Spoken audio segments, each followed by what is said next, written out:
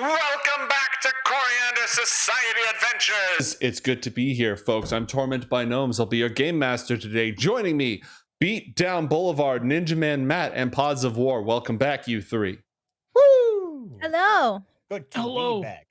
When I eventually upload like 50 episodes of the podcast that I'm behind on, and then in the dark future somebody listens to them all in a row, they'll be like, what do you mean welcome back? You know, I just listened to the last episode. What's going on with that? It's kind of weird. God, why is it? I just see skipping through the Blitzball. That'll be fun. I can't wait to get those comments where it's like, bring back the Blitzball. Bring back Blitzball. I don't think anyone's going to want it back. We're just going to have a dedicated Blitzball podcast. If there was a Blitzball league, we could pull that off. Ooh. That would actually be incredible. Right? That'd be amazing. I'd be pleased if there was a Blitzball. You know what needs to be? They need to remake Final Fantasy X again. Yes. But like really just get in there. No, yeah, get in there with regards to Blitzball. Like make it a legitimate game, make it like extremely robust to the point where it just becomes a hit esport, and then we can have our podcast. You know, if they have a DLC where they make Blitzball the next character in Super Smash, then there'd be a resurgence for Blitzball again. Blitzball main. That's all we need. I think if Final Fantasy X has a DLC all of a sudden they announce where they like make Blitzball, I feel like people will jump on that shit because water soccer is a very untapped market. I think soccer. That's what it is. No, you're first of all true. Second of all, more like water rugby. Let's be honest. It is. Crap out of each other. So one of the things, there's certain types of gases. It might be all gases. I don't know. I didn't really do physics. Who have this quality, and their quality is that they will expand to fill whatever container they occupy. Blitzball, given no space whatsoever, will expand to contain the first 5 minutes of this show. Even if we don't give it an intro, even if we try to go right to the show, Blitzball finds a way. It really does. If you give Beatdowner an inch, we'll put Blitzball in it. You know? That's true. All right. Will we find a way? Yes. That is the question. Great segue. It's like you're a pro at this or something. It's like, it's like you do this for a living. All right. I'm practicing. When we last left our heroes, after a perilous journey to a distant dimension and the planet Lacunus, they returned to Northport with advanced technology and shadowy magic that they could use to save Florence Giotto, daughter of Lincoln Giotto, head of the Column, one of the most nefarious criminal organizations in all of Northport. Blessed or cursed with powers that are transforming her flesh into living shadow, she was in danger of slipping from this world. Lincoln turned to Dr. Zorbius Brandt, a evil scientist, to create a pod that contained her and stabilized her by suffusing her in a solution of photoactive plankton from the deep, deep trenches of the ocean. That was enough to keep her alive, but it was not enough to ever give her a normal life. And so, long ago in this show, a few days ago in game time, our heroes broke into Thornacre, Lincoln Giotto's stronghold, found her there, retrieved her pod, and brought it back to the Donahue Institute, which is where Hara and Opal Donahue have been training the gifted youngsters of Northport. Ever since then, they've been working on a plan to let her live something of a normal life, to stabilize her powers so she doesn't fade away into shadow, but to not have to live in her pod. So that's why they went to Lacunus. They found the technology they needed. They finally just got back, but before they left, they were in a battle with a gigantic Zorbot that damaged that pod, so they don't know how much time they have left. And now that they've unplugged the pod and loaded it up into a truck to transport it to Gastone's lab, where he can perform the transfer in order to stabilize her and build the armor that she needs to actually walk around inside of the world, things have become even more unstable. And so when we last left our heroes, John and Gastone hopped in a cab to go ahead to the lab to get things set up, while Hara and Asena stayed behind with the truck to load Florence into the pod, take her across the city, finally complete this plot arc, and save her. Did I miss anything? Have you considered being a play-by-play caster? Just a thought. Yeah. I can't tell you how great it was to see both Beatdown and Genesis reactions live and then see them again on the Twitch stream. The eyes kept getting bigger and they kept getting closer. I'm like, oh my god, he's still going. So you had your own gravity pulling us in. Yeah. So here's my question.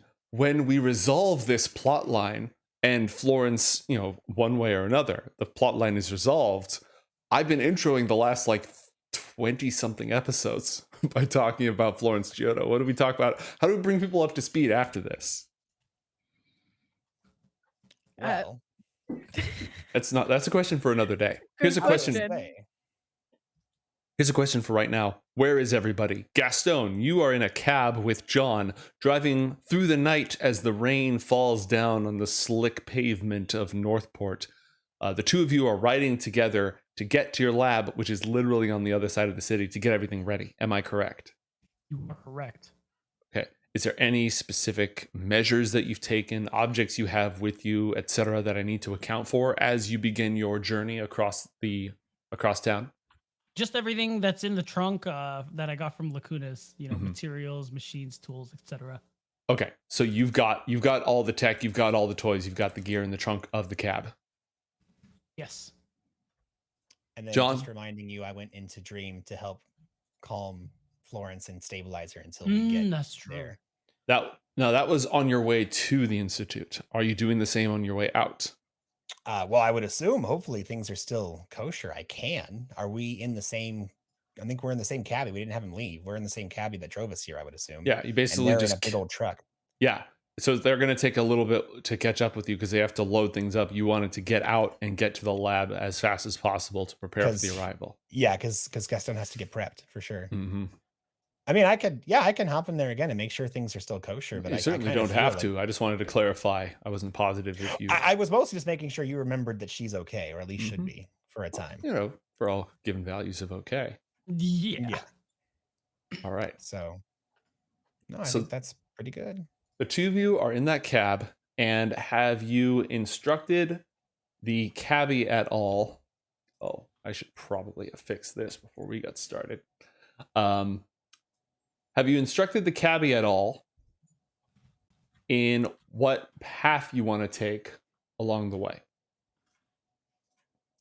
Gastone, correct me if I'm wrong. I think we just said quick, but not like erratic. Yeah, I don't remember anything like really specific about the route. Just kind of like ASAP Rocky, if you know what I mean. Oh, I see the boxes you were talking about Yeah, it's about to get a little bit more bored, but I'll Wait, fix it. you see the boxes? Where? in the chat. Oh, in the chat. Yeah, okay. I thought they were like invisibly on the field that only Matt No, couldn't no, see. no, nothing like that. But yeah, just straight to the. Was there anything we were concerned about being back in Northport? I don't remember. I mean, there's several things. There's the action team. There's Sorry. Let me clarify. Anything I should be concerned about during this taxi ride? Like, am I gonna drive through the studio district and then Lincoln Giotto in like a bunny suit is pointing a gun at me? as far as I know, the only thing we have to worry about while driving through Northport is that there is a possibility that Zorbius and Rousumon goons could be about. And then there is 2 angel killers still out, but they're probably hiding because the last time we really messed them up. Yeah, we did. Oh my god. Okay. Then I'll take. How that does as this a- route look? Does this seem okay to everybody? Are people cool with this one? Yeah. Mate, do you have that memorized? I'm not gonna Sorry, lie. I was working on fixing it so that our video audience was able to actually see that route. Oh, my apologies. But yeah, I saw that you're basically taking the southern bridge across the river, right? And that's what I'm thinking makes sense. We kind of just I guess we could cut through here, but like just staying along the water since Okay. the water is kind of our friend. We've got people along the water, so All right, so that's about a 3-mile trek, assuming you're going to be moving roughly 20 miles an hour through the streets. It's going to take you like 9 minutes to get there, like 10 minutes to get there, we'll say, because there's traffic and stuff. 10 minutes to get there. Does that sound good? okay.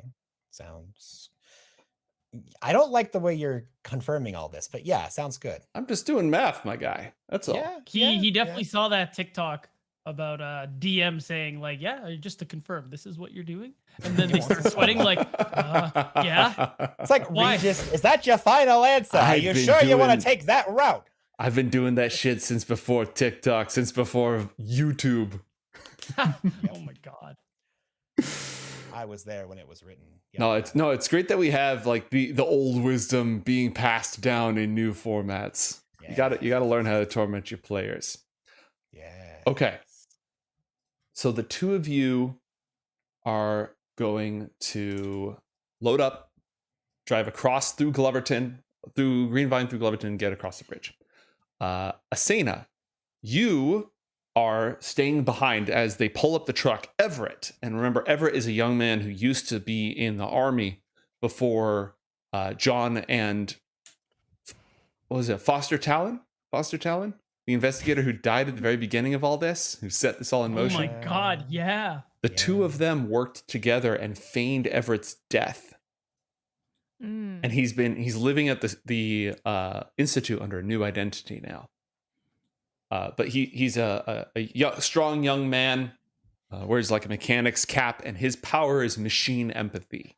He has this sort of supernatural communication with machines. So obviously he's the perfect person to try to keep the pod stable and to bring the truck around. So he's got this old 1930s, the curved front, the headlights, wood. It's a long back to the truck, so it's got sort of like wood rails around the edges of it.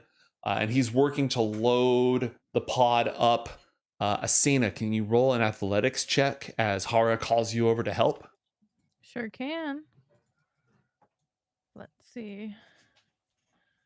I pick things up. Is and that the put them same down. guy that I saw with the car first time I was here?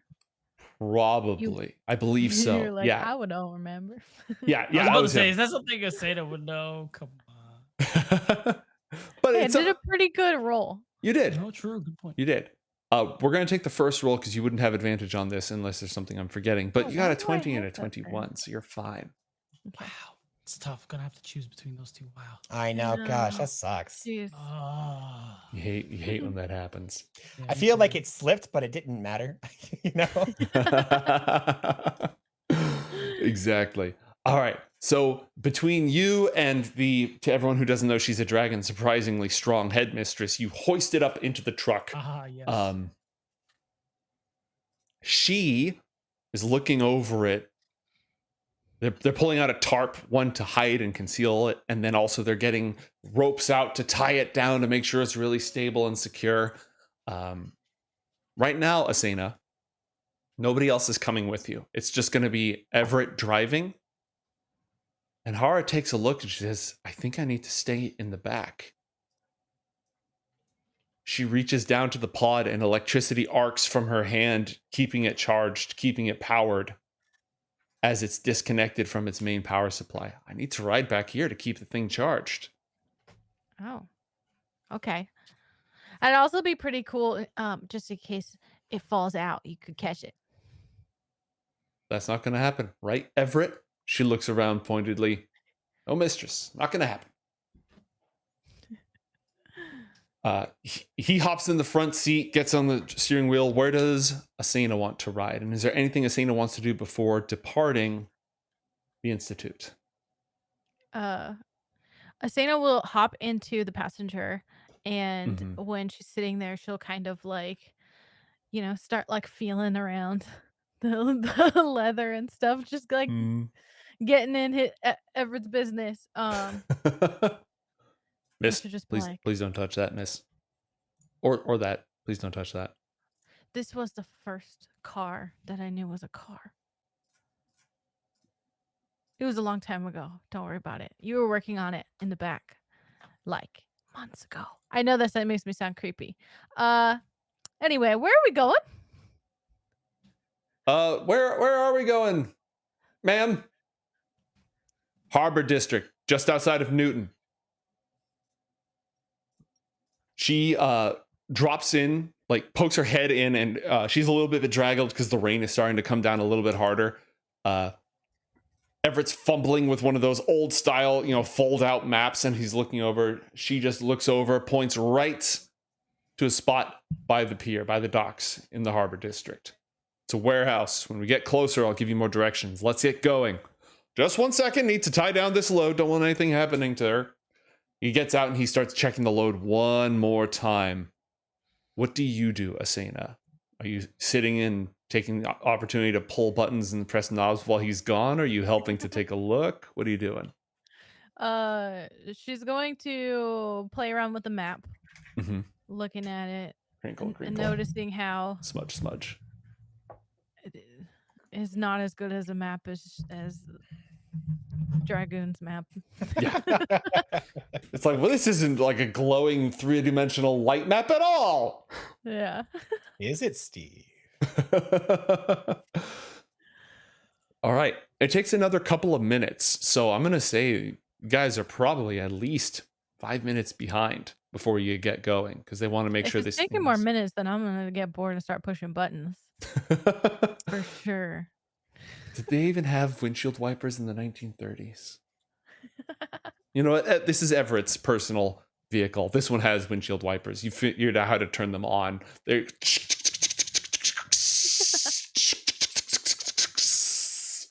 Definitely jump at that and like panic and try to turn them off, but then she just like makes them go faster. And now the hazards, you know, and they're the old style lamps, right? These aren't little LEDs. These are big bulbs, so they turn on with almost like a clunk, clunk. Miss, I specifically said not to touch any. Oh my. He hurries up. By the way, 1916, you're golden. Excellent, thank you. I appreciate. See, no, this is perfect. When you're off scene, Google weird details for me. Very helpful. Ooh, okay, weird details. In fact, all right. No, relevant details, Matt. Relevant weird Okay, details. well, weird relevant details. That's even better. All right. Everett gets back in. He doesn't even look to see what you've changed. He just reaches and turns everything off. Makes a mental note to replace the windshield cleaning fluid, which is all drained now. It just all spewed out the front. And the thing roars to life with Hara clutching the back, just like standing in the truck bed, holding onto this pod, braced against the shifting of the old vehicle as it takes off down the fancy brick paved front drive of the academy. Asena, roll a perception check, please. Perception. I got a 9. Okay. All right. Yeah, the rain is coming down pretty hard as the car drives away. What's Asena thinking about or focusing on as you go? No brain thoughts. No thoughts, head empty. I wonder if that drop will run down and hit the bottom before that drop. Being thusly distracted, she doesn't notice that down the street where the driveway meets the main road, a car with its lights off is pulled into a dark alley. And as the truck makes the slow turn, the car pulls out. And several hundred feet in the rain behind them, just barely at the edge, starts to follow them.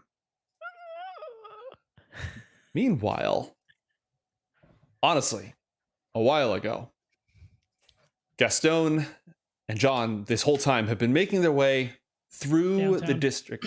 Well, making their way downtown, driving fast. John leans over to Gastone. Did you know that some clouds can weigh over 1 million pounds? It's a weird, useful fact for you.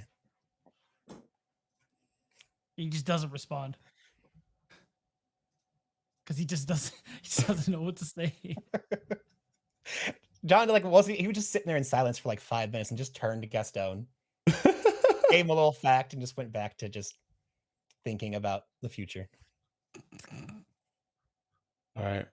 The cabbie, the same cabbie who you mind probed and threatened earlier, is driving, just watching the meter ting, ting, as the rain continues to come down harder, slowing him a little bit.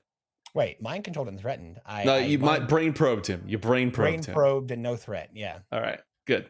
The record The threat is in the back pocket, though. Yes, you prepared a threat. All right. Yeah.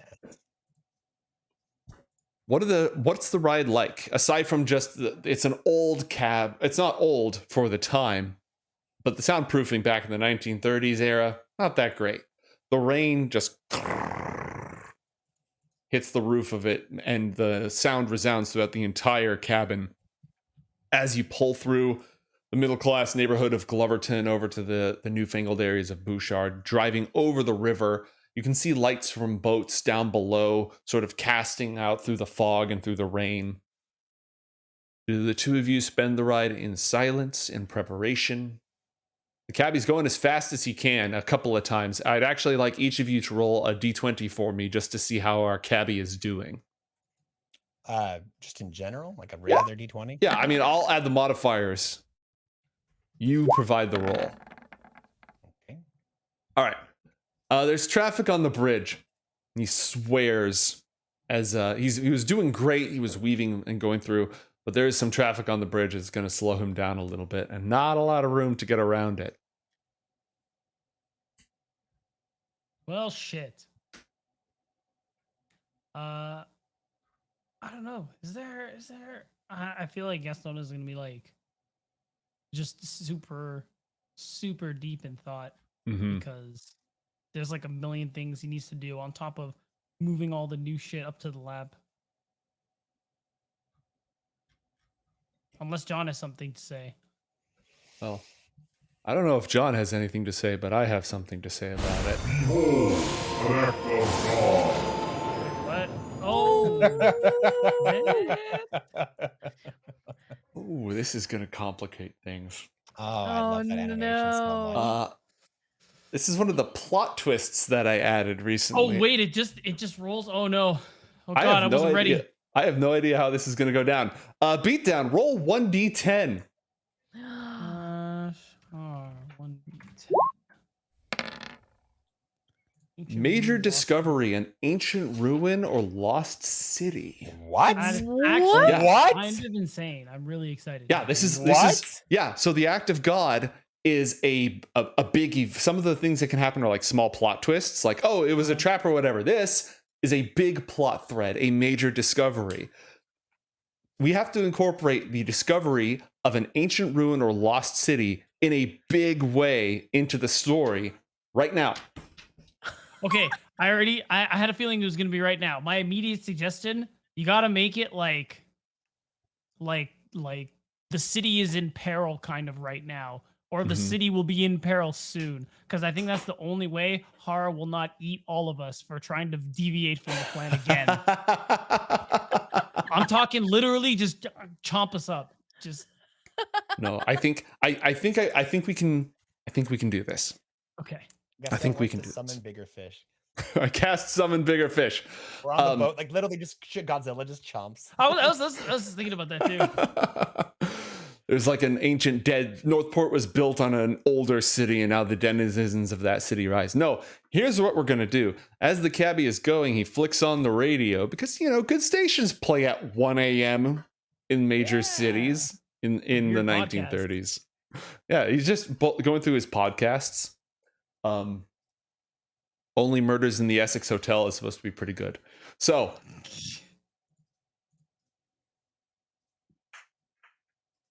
The battle on the front lines intensifies as Omeron troops stumble upon the lost buried city of the last pharaoh.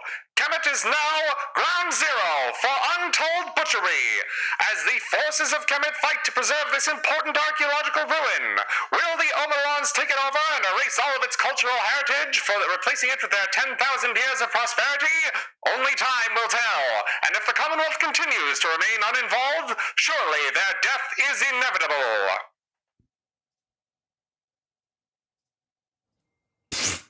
Wow. John looks over at Gastone. Well, that's interesting. How far is Kemet from here, mate? Kemet? Few thousand miles. It's on the other continent. Oh, So okay. Zolquia is to the south of here. Kemet is a largely desert with some fertile valleys and such, a continent away, and it's one of the countries that the Omelons are currently attacking hard. And it's in the it's across the ocean to the east, right? Um, Not the same direction as Zolquia. correct. Ah. So John, Yeah. how imminent of a problem do you think this is? Well, I Roll a don't think that's history me check. You should be asking, but the other one's not here yet. Let's see. 26. 26. All right. So let's talk a little bit about Kemet. For a long, long time, thousands of years, they were ruled by pharaohs who were said to be living gods and wielded supernatural powers that allowed them to keep the common folk completely under their heel. raising storms and summoning serpents and all manner of things. It was only in the last few hundred years. Well, no, the last pharaoh actually was gone like 1,000 years ago, but still, that's relatively recent, all things considered. The last pharaoh, his people turned against him and rose up in revolt. And he placed a curse upon them for betraying their gods. But his tomb was never found. Now, John turns to Gastone. You know, it's been a shorter time between the last pharaoh of Kemet and the invention of the radio in Northport than it was from the founding of Kemet's first pharaohs. Yeah, run that through your head. That's crazy, right? I think the only thing time-related running through my head is that this timing is shit. It's not fantastic, no. So, I will further point out, and John, you can feel free to share all this information. If the Omelons have discovered the tomb of the last pharaoh, there's some magic in there. Yep. There's some powerful magic in there. And if the Omelons get their hands on it, yeah. You know. And if this world had Indiana Jones movies, the Omelons would be the bad guys. Yeah, they're the Nazis, basically. They're like the Nazi equivalent. So I think upon hearing this, Gastone is immediately thinking, okay, shit, how long is it going to take to make this suit? So is there like can I like roll science, do some calculations, some estimations is probably a better word. Give me one of those. All right. Where is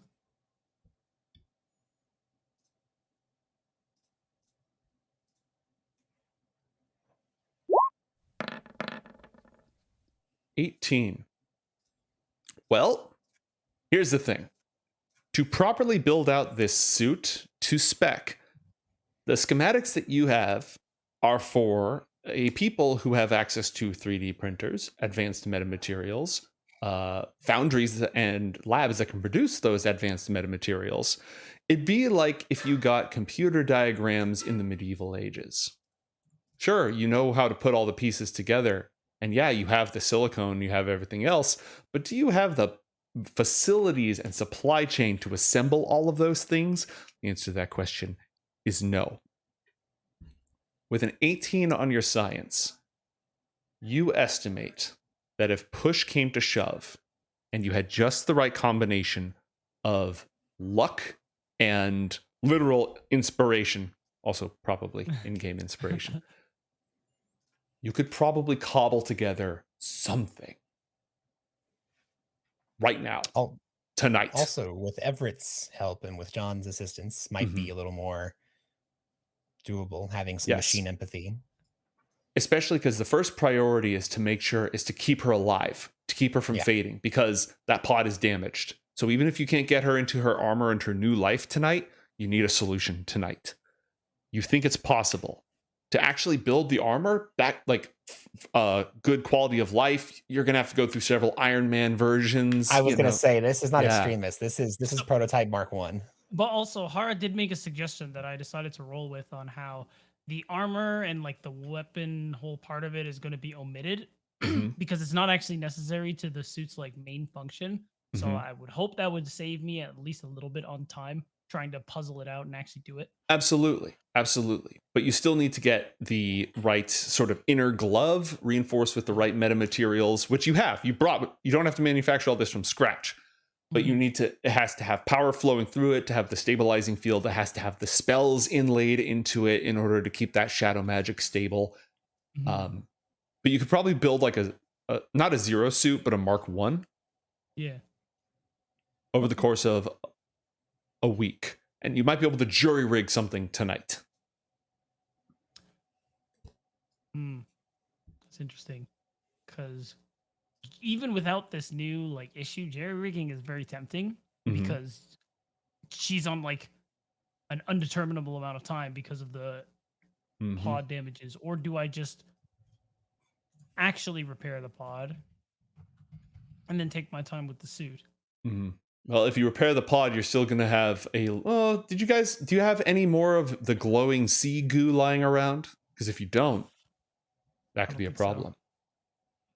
Yeah, that could be a problem. It won't. it'll still buy you time. But if she's in her pod and the pod is fixed, but you don't have any refreshed glowing sea goo, you're going to have a time limit still. A better time limit, but a time limit nonetheless. I imagine that as you like finally cross the bridge and start pulling through Tomorrow Town with the skyscrapers rising up in this weird pattern that's actually an occult symbol that was supposed to protect this city from malevolent influence, guided by Ralzamon influencing the Carringtons. The two of you are sitting there just like running through the numbers, going through the math, going back and forth about whether or not that'll work. And the cabbies just keep driving, just keep driving, just keep driving. Don't listen to that. Don't listen to that. Okay, I gotta think on that while we're still traveling. Yep. Well, Wait, where did that goo come from again? The goo was harvested from tube worms that live in volcanic rifts at the bottom of the Abyssal Trench, which is where Dr. Zorbius' secret base is. The goo that you found was underneath his base in under Thornacre. But like I've been to his base. Where is it? It's near Northport, isn't it? Oh, that was one base. He has a different base. I've been to N base. Was that not N base? A useful base. Well, it doesn't. It may have some of the goo, but it may not. Okay. But you're saying John wouldn't be able to just magically send himself to the bottom of an ocean and be able to grab some? That's not an easy process. It's not an easy process. Remember, the Carringtons, I think, were willing to help you fund an expedition to go underwater to kick Dr. Zorbius' ass. Another option. Basically, if you jury rig this, you're going to need, like, there's going to be phase 1, which is keeping her alive, and then phase 2, which is you have a few options of what you want to do. Gastone, what did we use the goo on? I thought we were holding on to it. Did we use it for something? We used some for the pod. I used some for bullets also. Oh. Because I wasn't expecting us to run out this quickly. There could be some more under Thornacre still, or in the attic. It's another possibility. Yeah, I wouldn't go back to Thornacre for something so time sensitive unless it's necessary. Because next time, I'm pretty sure Gastone blows one in between Lincoln's eyes. I would assume we're having a in-game version of this conversation, this back and forth of resources. Gastone, do you need more of that goo, like now-ish? Maybe. The thing is, there's so much we don't know about how precarious the situation exactly is with the pod. Maybe I can jerry-rig something tonight, but making a proper suit will take me a week. And I don't know if we have a week. I don't know if I can speed it up. As this conversation is going on, Asena, roll a dexterity saving throw for me. Okay. The truck goes over a particularly gnarly pothole and the entire pod shifts and launches. But thanks to Asena's quick movement, it reaches out that little back window, grabs it, hoists it down, so it does not become even less stable. Oh my gosh. Nicely done. Okay. Can I give Hara shit for it? See, originally I was just going to have you roll a d20 and make it Hara's roll, but I decided, no, we'll give Asena the spotlight. That's fine. And this is what happens. This is exactly what I get for it. I'll just look at her and like. She glowers back at you, and far behind her, lightning strikes somewhere in the distance. Is it connected? We don't know. Could just be the storm. Must have been the wind. So the reason I bring this up, Gastone, is because if it turns out that time is an issue and you need some of this substance sooner than later, I could try to contact Mr. Giotto and see if it comes down to his daughter's life. Yeah, no, I don't like the idea of letting him know we have her. Wow, I actually didn't even know. Well, here's the thing. Not to step on your toes or anything, but Group A, that's us, heads down and fucks his shit up. Group B, that's Florence, is missing. Now, I don't know, how good your math is, but A plus B equals we fucking did it. I don't really see the issue here, but if you don't want to take that route, that's fine. But I'm going to tell you, he almost assuredly knows that it was us. And if he doesn't, he's a damn fool. Well, I won't argue the last part, but we'll see. If absolutely necessary, we'll talk about that. But I think for now, let's get the pod to the lab. Let me see what I'm working with in terms of the materials and the actual state of the pod, and then we'll go from there. That sounds, yes, absolutely.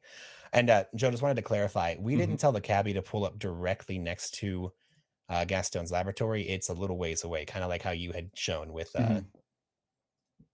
just clarifying that. That's a good call. All right. As the two of you debate whether or not Lincoln Giotto knows where his daughter is, Asena, you and Everett drive past the ruins of a 2-story brick building that has been completely smashed from the top down by the foot of a gigantic friggin' robot that attacked the Institute.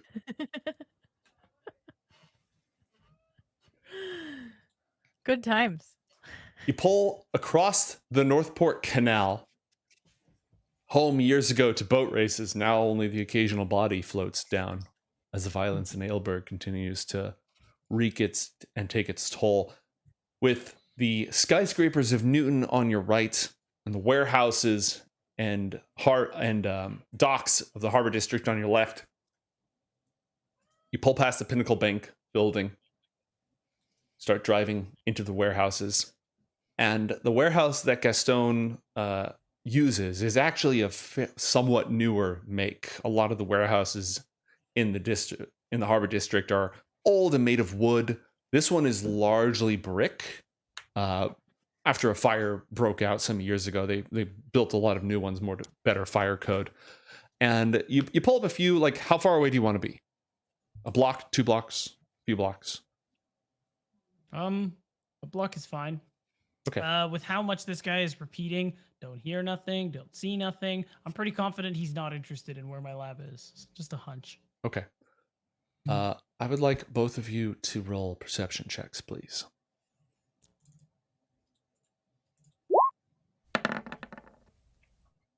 A dirty 20 for Gastone.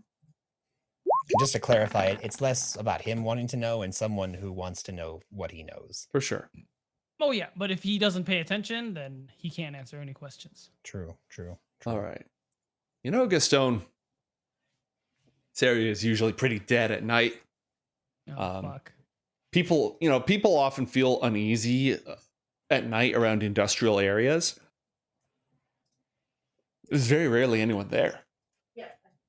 Sure, if somebody's lurking around being suspicious in the middle of the docks late at night, and you might have reasons to be uneasy, but for the most part, it's generally fairly safe. So why are there so many people around? Nondescript people in black sedans, wearing raincoats, the right kind of hats to get against the wind. Standing. Find the right kind of hats. Oh, you got to have like a broad-brimmed hat in order to keep off the rain. Fedoras. How many cars? Well, we've seen 2 so far. It's 2 more than you'd expect normally. John? Yes, Gastone. I need you to use a disguise spell on me. Does it work that way? Does it work that way? We've done it before. Let me see if I have that ready. I'm sure you have options. I just don't remember which of your options does that. You know what I mean? Ah, I see. I've got something. Give me a moment, please. Okay. Also, mate, am I able to pick up any more with a 26? Yeah, you got a 26. There's a perimeter. Yeah. It's around the block of warehouses where Gastone's lab is located. I want you to give me an investigation check. Both of you give me investigation checks, please. I already have a pretty decent idea, but I would also accept Yeah. insight. Natural 20. Okay. All right. I Gastone. rolled a 3. Gastone, you've worked your way up and down this town. You've stalked every criminal organization and operated outside the confines of the law. There's a lot you can pick up in the way that people stand, the kind of shoes that they wear, the kind of cigarettes that they smoke. These guys, they're not column.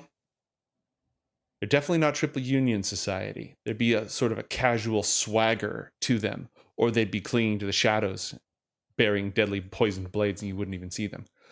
No, they're not criminal. But there's a sharpness to them, a focus that you don't see with the Northport Police Department. Military? No. Military, they stand watch. They have this straight back to them. These are government agents. These are G-men. No uniforms, nothing that would give them away, but their shoes. The only people who wear those shoes are investigative agents of the department. Do I have run-ins with the department? No, you've worked very hard to keep it that way. Yeah, that sounds about right, actually. Think the FBI, but a little bit more shadowy. Okay, well, so John, how are we looking on that disguise spell? Let me know what you need, and I can tell you if I can accomplish it. I need you to make me look like a homeless man. That's pretty easy to do. Here's the thing, though. I'm going to need you to take a very, very, very careful route, because unfortunately, I don't have any kind of spell ready to just make you look like someone else. So I'm going to have to make an illusion of a homeless man that you then line Step up with. into. hmm So So I'm going to be putting it on a route, and you're going to have to fill that route. not to make things worse, you have a trunk full of heavy supplies. Are they Yeah, I all- have a plan for that too. Okay, great. Just covering that. Yeah, no.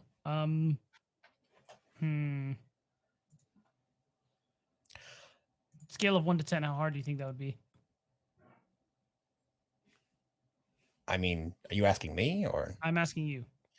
Oh, I mean, as long as you give me a heads up of what you want to do, I'll make it happen and can react on the fly. Or if we can have a system of, gosh, I wish that you were able to talk in people's heads like Asena. That would make this so much easier. I was about to ask if you could. Yeah, no, I can, but it's only going to be one way from me, and it's going to be whispers. Do you want me to stay here in the cab? Do you want me to pull the car around? What do you want me to do? Okay. I mean, I can just come with you. What do you need? I just need to see why they are here. We are absolutely not staying any longer than necessary. We're going to have to do this somewhere else. I just need to know what's here, what they've touched, and if I can save anything. Okay, good call. Then do you want me to take... What do you want me to do? Okay. Aside from make you a hobo? If you can make me a hobo in a way where you don't need to be here to maintain it, I need you to take the cabbie, turn around, contact Hara immediately, say you're going back to the Donahue Institute, and I will meet you there. Because they can't see one tiny shred of what we're doing. I am able to make you a hobo. Here's the issue, though. I have to make sure that Can you do a predetermined path? I can do a predetermined path, but let me this is Matt double checking to make sure that I have to stay near it or not. Give me just a moment. Mm-hmm. While you're looking into that, Matt. Mm-hmm. Asena, your path, they're taking a separate route for security purposes. Instead of going across the southern bridge, they're making their way up through the Garment District, Mercury City, over to Dockside, and over the bridge at Tide Point. Okay. I don't know if Asena would want any input on this, or if this is just sort of a conversation that happened around her, and then she hopped in and started pressing knobs and levers and anything. What level of engagement does she have in the planning process?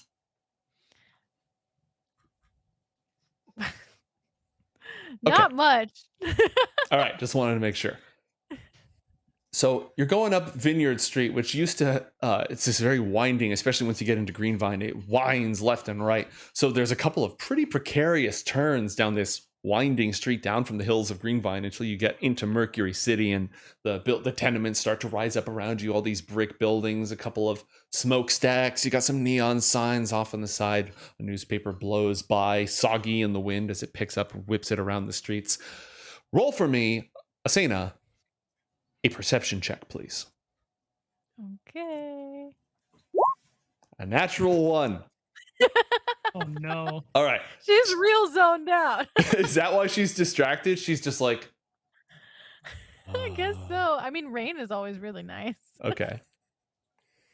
She blesses the rains down in Zolquia. Oh my gosh. Okay. So,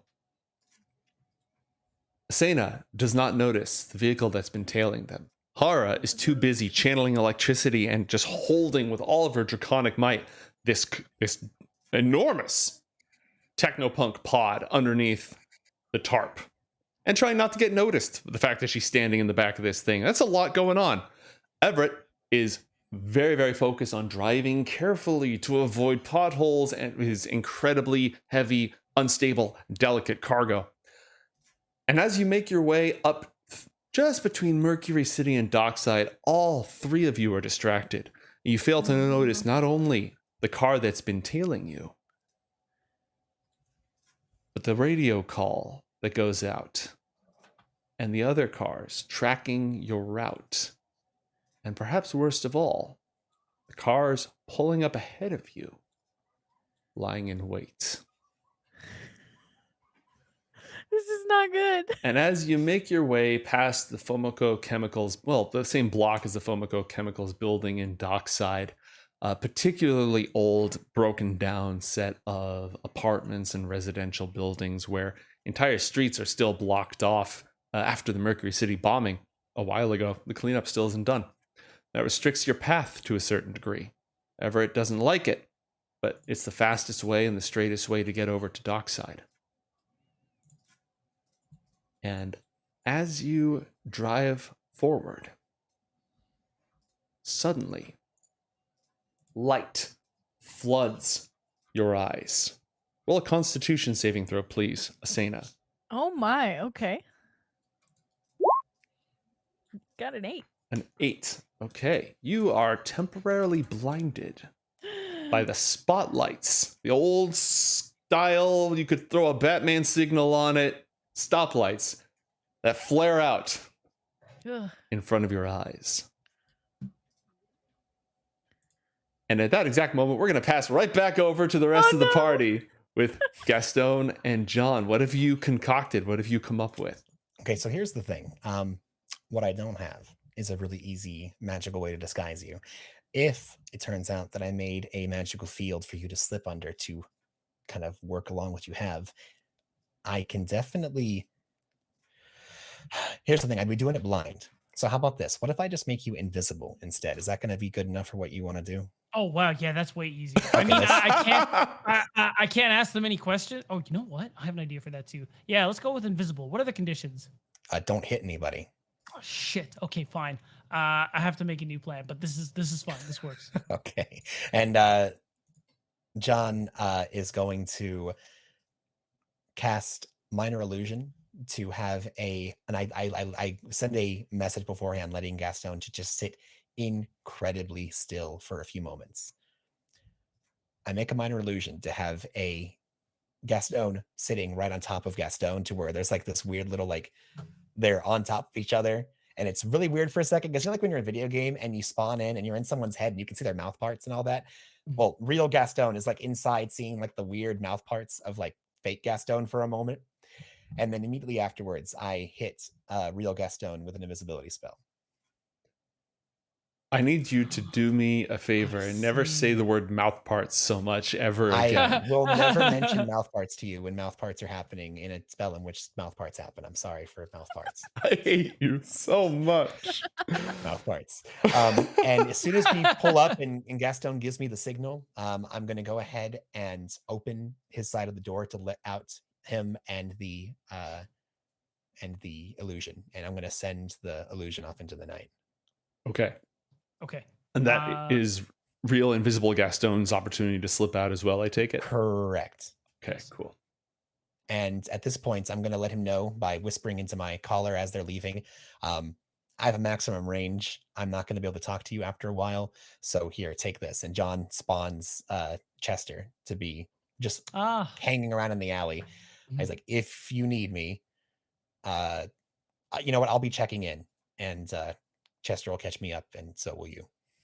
Okay. Again, remember, Donahue Institute. I'll find a way to get there. Warn them as soon as you can. I think I still have the phone you gave me. I don't know how to work it out yet, but I will figure it out. I'll call you if anything. All right, sounds good. Okay.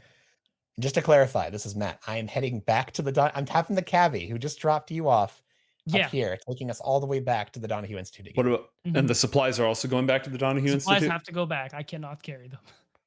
Okay. Yeah, that's... Hey, mate, question. weird question. Hit me with it. Would I be able, with a little bit of inspiration, to... So I have this spell, this really cool spell that allows me to carry with a floating disc up to 500 pounds of material, which was one of our plans to how to get this stuff out of there. Would I be able, with inspiration, have it follow Chester instead of me? That's too risky. Is it but it sounds awesome, right? It does sound incredible. Awesome. It sounds incredible. I'm just really scared. 1 point of inspiration to do that, and is it a concentration spell? No, it is not. Okay, then yeah, I would take a point of inspiration if you want to risk the supplies you spent an entire campaign arc acquiring and float them around with Chester instead of in the trunk of the car. I just propose it to Gastone and I leave it at that. It has to happen now or never, though. That's a negative, right? By the way, no. Joe, what's this perimeter like? Would a 500-pound floating disc, I'll actually slip through all of them? These guys are sharp. These are not your average, goons from the column. These are provincial agents. Okay, nope. It's okay. They're feds. The parts will just have to stay with you, John. Secondary question. I could also teleport them somewhere. Oh, the parts? Well, here's the thing. I would have to make sure that I am able to be in possession of them. So I'd have to pick them up. And then I could teleport them to a different warehouse with me. And at least get them out of sight. If you want them here. Wait. Okay. That's wonderful. Okay, that changes everything. Okay, here's what we're gonna do. All right. As soon as I get out of the car, turn the cabbie around, go to the closest anywhere where you're out of sight. Teleport them. You've been inside my lab. You know what it looks like. So teleport the parts directly inside it, and I will meet you there. That's a good plan. Did we write down how much those parts weigh? It was less than 500 pounds and more than 100 pounds, I believe. Okay. Can you teleport that much with Dimension Door? It's whatever I can carry. So how many parts are there and how much do they weigh? We never talked about that. Okay. There's a lot because you have to be able to build an entire suit of armor. That armor is not going to weigh 100 pounds. It's not going to be full Spartan Mjolnir armor. It's probably going to weigh more like 50 to 80 pounds. And you've got some excess. So I'm going to say it weighs 200 pounds. I'm going to say 200 pounds. Okay. It works for me. All right. Give me a second. So you invisibly slip out into the rain. If anybody was really paying attention and they knew what to look for, they would see a hollow space where the raindrops don't hit anything, a moving void in the air. But with the rain falling so fast and the light from the street lamps so dim, that off yellow color casting the entire place into a noir relief, it's going to be very difficult to see our heroic scientist. He slips from the cab, and what does he do? He's just gonna sneak and start slowly walking towards the lab. Now, sorry. I have a question for you. We've established earlier, doesn't your lab have a secret escape exit? Yes. Where does that come out?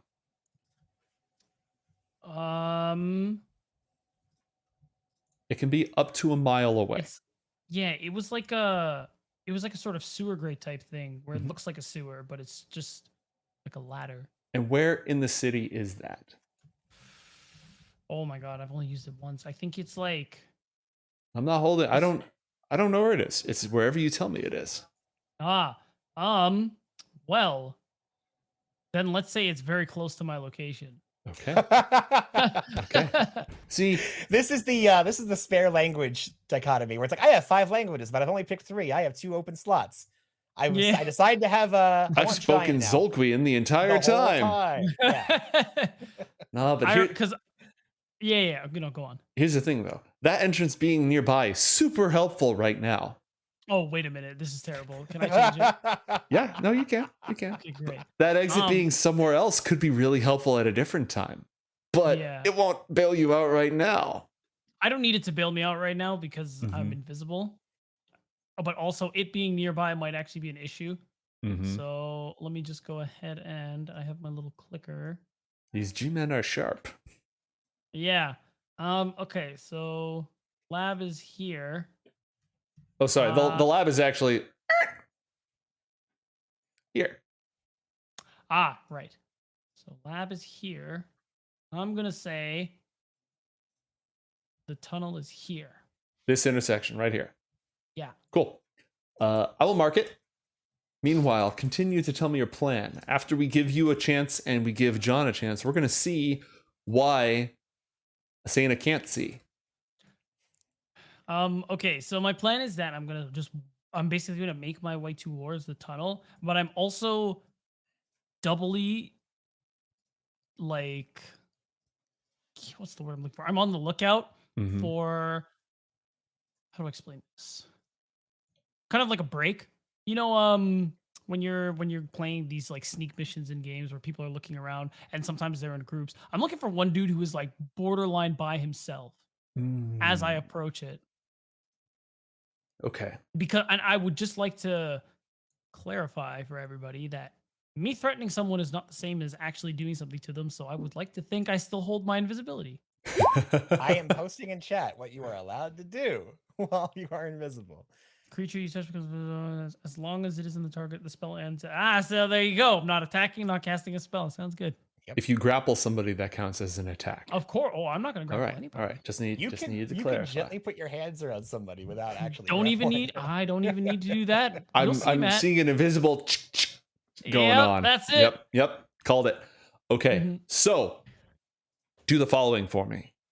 You're going to have to move very slowly. Even though you're invisible, if you move at half speed, you'll be able to slowly cover ground and keep an eye out. And you'll get advantage on stealth. If you move at full speed, you'll lose the advantage on stealth because you'll be splashing a lot more, making a lot more noise. But you won't have disadvantage because you're invisible. How far am I from the lab? Where am I right now? Oh, where would you guys have been dropped off? Like here, maybe? It depends on how large the perimeter is. Yeah, I basically dashed it like the second I saw that. Yeah, the perimeter seems to be a couple 100 feet in all directions. Okay. Then I'll basically be like here. So it's gonna be here to here. So it's like 400 feet. Magnification. How can I possibly survive? Okay. I will go half speed for a time. All right. You move 15 feet, which means that in a minute you can cover 150 feet. Yeah. And you've got about a little over twice that. So it's going to take you like 2.5 minutes to make that ground.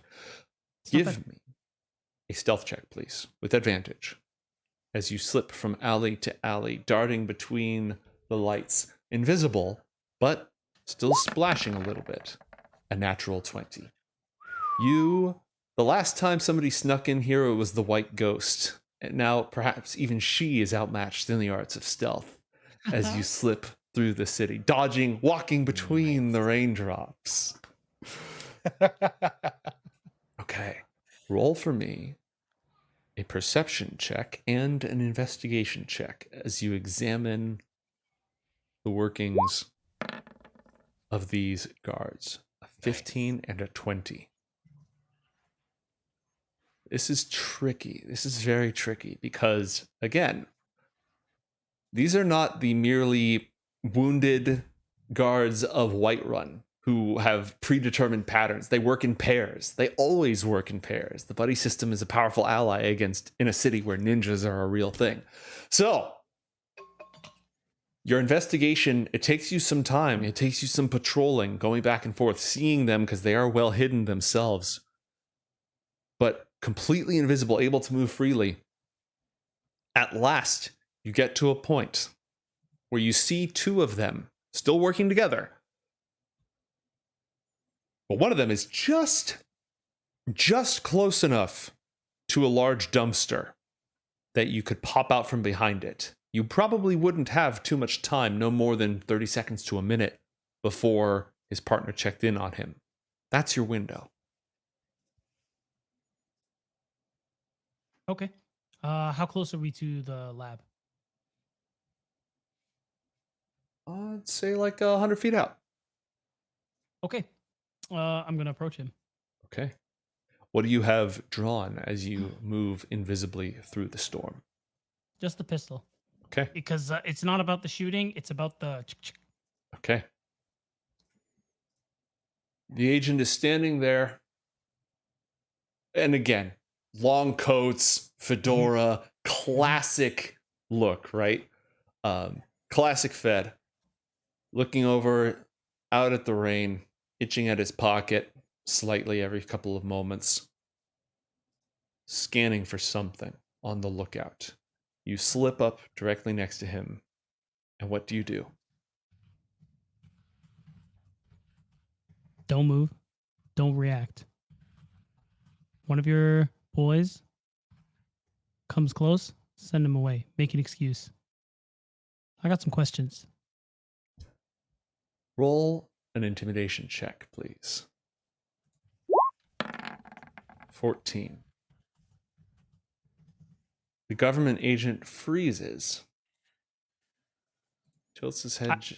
Sorry, I what was that? immediately, as soon as he starts to tilt, I click the whatever part of my gun. Mm-hmm. You try to look at me, you die.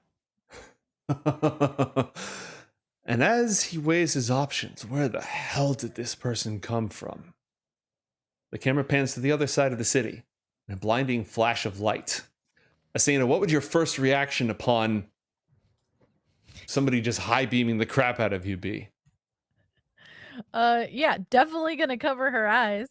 Okay. She'd probably say something audible. I don't know if she would curse. She probably curses. But learn that language. I know. Not in Northport. She's gonna sorry, cat. She's gonna be alert. And Okay. yeah, just like quiet.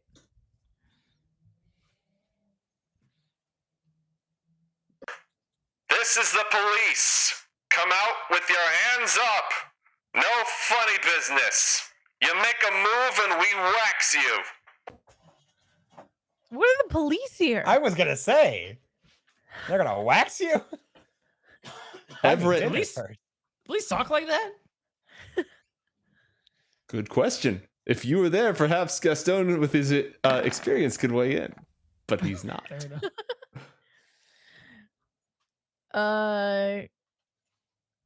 Tahara and Everett. I'll just be like,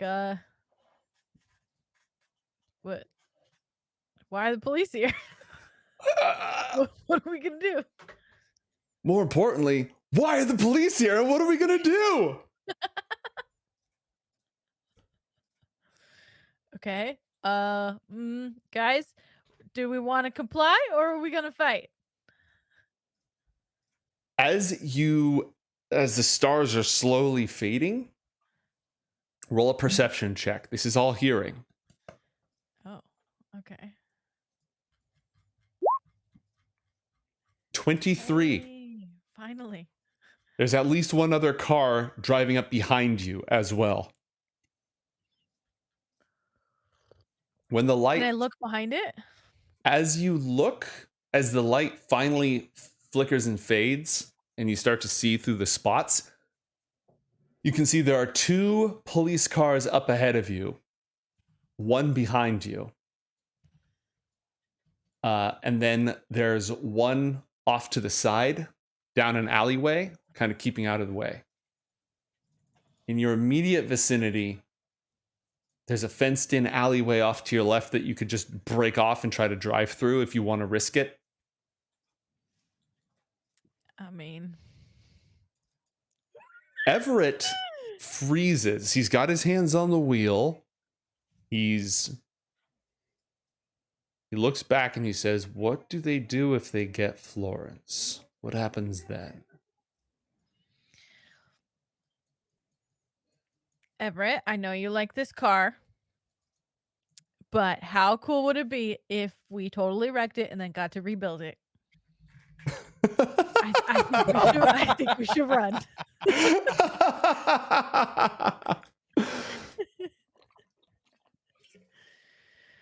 Okay.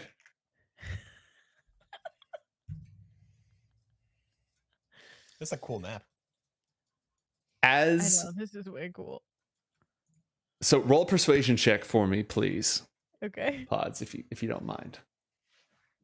Is Hara weighing in on me? 9. All right. Well, see, the way that I usually use persuasion checks, especially if you give me what you say ahead of time, is that it's less of a flat yes, no, because what you say matters in the game. Yes. What your ideas, the role play that you put in, that all matters. It's more out of all the ways that this could go if you said this, how does it come across? It's more like gauging within those bounds. If you'd nailed that, then Everett would be like, yeah, we can do this. That does sound like a lot of fun. With a 9, he's more like, oh man, this is gonna suck. Hara places 3-point stance, one hand on the pod, one hand free. Lightning arcs between her hands as she snarls words in the language of magic, reaches out into the falling rain and grabs something invisible, something passing through the air itself, pulls it, shreds it with her fingers, weaves it into a new shape, and then, you heard the lady, let's go! As she casts Control Wind, a massive gust, just an enormous gale blasts down, and you can see the silhouettes of the police outlined by the spotlight with their guns drawn, got the car doors open, using them for cover and such. Their hats go flying away. The cars themselves squeak backwards, faced by this gale force wind, as Everett cranks the transmission, grabs the wheel, and just slams on the accelerator. The thing peels out and goes crashing right through the wall. I'm going to have, Pods, I'm going to have you roll 1d20 for this driving check for Everett. His modifiers, your roll. Hey. A natural 20. Let's go. Hey. Could not have picked a better time. Hara just happened to make the wind start with you guys, just to catch that first little bit of warm. The car lurches forward and it crashes through the rickety wooden fence over here on the side. The spell disrupts the cars that are in front of you, but the cars behind you rapidly give chase. And as you break into an alleyway, into a place that was never designed for any kind of a car, let alone this gigantic truck holding this incredibly fragile cargo, you can hear the sirens going.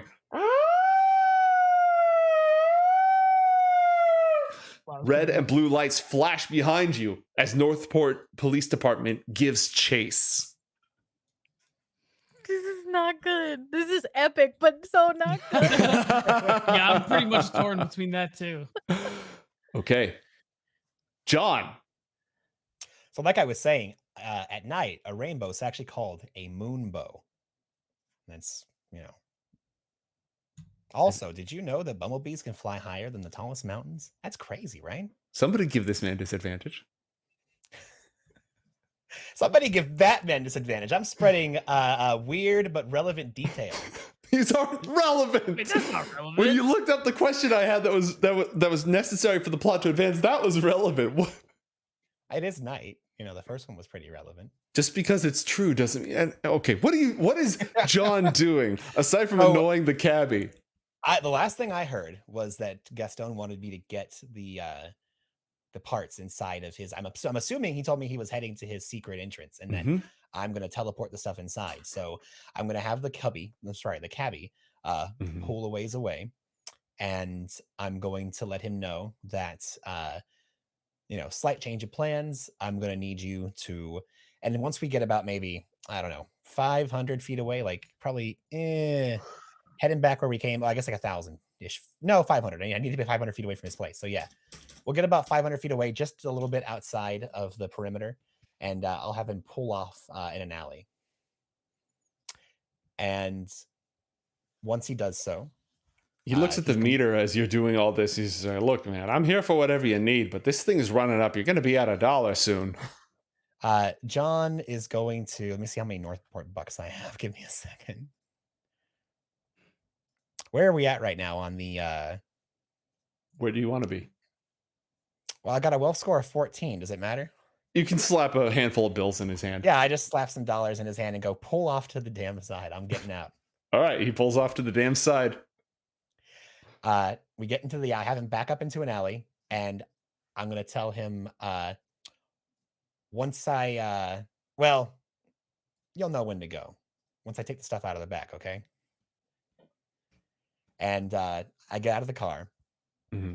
I move to the back, and I open the trunk. Or actually, rather, as I'm about to get out, I just peer through Chester's eyes, and I'm assuming he's staring down from an alley what Gastone is kind of doing. Chester was following the footsteps, although I don't know if he ended up losing Gastone with that natural 20. Roll 1d20 for Chester. I should. I set this up and hopefully that works. Yeah. A natural 20! What is going on? Hey! I don't know, but I'm here for it.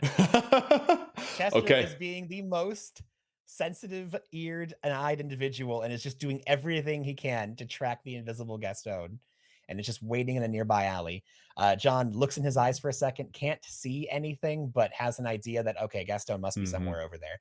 And before we move away from John's portion of this this little adventure, he is going to open the back of the trunk and take in everything that's back there. I'm assuming we would have set it down on a pallet or something. How is everything scattered? As best as possible, bundle stack. It's tied up in a way that it's 200 pounds, but it's all, it's a clumsy package, but it's a package. Okay, very good. So here's the thing. I need so in order to make this work, I need to do something that takes concentration. So I'd like to give you an inspiration to just forego that for a second. Is that cool? Yes, it is. Perfect. I'm going to give you one of my inspiration. Bam, it's gone. Okay. And John is going to be casting Enlarge Reduce. John is casting Enlarge Reduce on himself, and he's making himself enormous. Just an absolute giant of a man. And John, his size doubles in all dimensions. His weight is multiplied by 8. And his size goes from medium to large. And yada, yada, yada. He also has advantage on strength checks and strength saving throws. He does extra damage. Basically, John becomes an absolute unit and then just wraps his enormous arms around the stuff and then casts Dimension Door to take everything he's holding, including himself, and teleporting into the center of Gastone's lab. All right. The last thing you see as you pick up. And by the way, John hulks out, but he's crouching down to where he should be mostly obscured by the back of the trunk, flipped up and blocking the window. Roll stealth check.